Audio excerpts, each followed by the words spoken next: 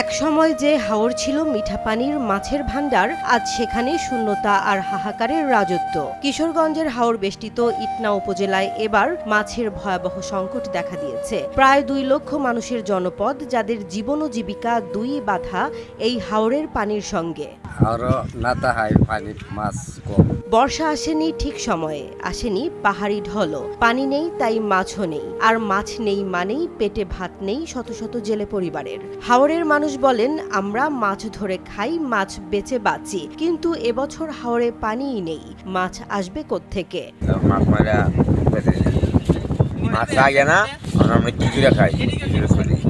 সেই পুরনো মাছের রাজত্ব, শোল, বোয়াল, গজার, মলা, ট্যাংরা, বাইন সব আজ কল্পনা। স্থানীয় বাজারেও দেশীয় মাছের সরবরাহ এতটাই কম যে ব্যবসায়ীরা বাধ্য হয়ে পুকুরের চাষকৃত মাছ আমদানি করছেন।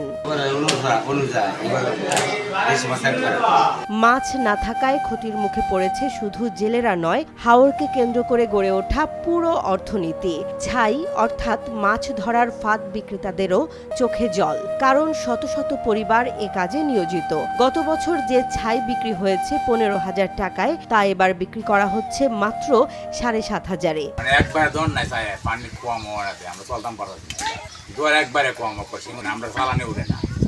আর বাঁশ ব্যবসায়ীরা তো আক্ষরিক অর্থেই নিঃস্ব। পানি না থাকায় বাঁশ নদীপথে পরিবহন করা যাচ্ছে না। চাহিদা নেই, তাই লাখ টাকার বাঁশ শুকিয়ে যাচ্ছে মাঠে পড়ে।